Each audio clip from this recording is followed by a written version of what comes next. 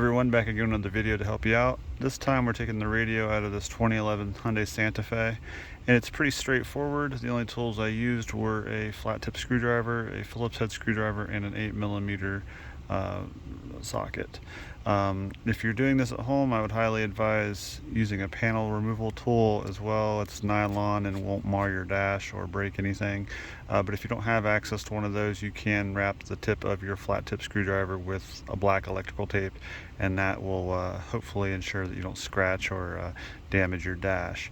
But in order to take this out, the first thing I did was I came up here, and I've already loosened everything up and gotten everything out, so to save time, there are two Phillips head screws right here, and then you can lift this up so far and then pull it rearward, and that'll pop this compartment out.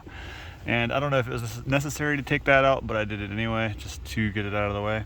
And then you'll need to remove this bezel here that contains the ashtray compartment here.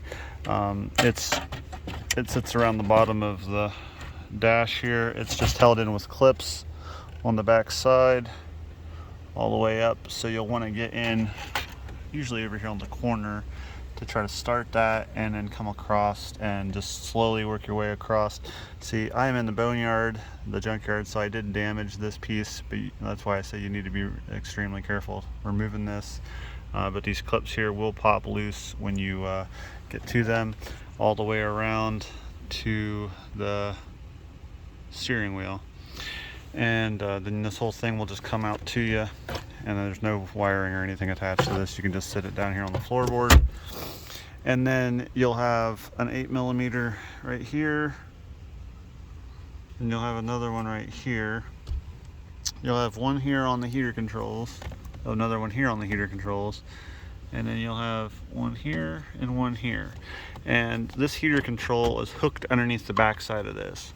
So if you're wanting to remove your heater controls to replace that, you can then pull down on the bottom, pull out on the bottom, and you can see these hooks right here that hook it underneath the bezel. But you don't have to remove this wiring clip to do the radio. Anyway, then you'll want to come in here underneath this, and I actually started up here on this corner and come around just to unhook it. But this comes out so far and lowers down. Then you don't have to take those plugs out of here either unless you want to. And then there'll be an 8mm here, another one here, another one here, and another one right here. And then this radio will slide out so far, and then you'll have a number of plugs on the back side here to remove.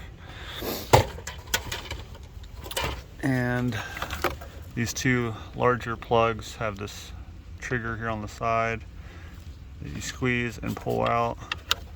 Same with this one, has this trigger. Now on the smaller one here, you'll press in right here above that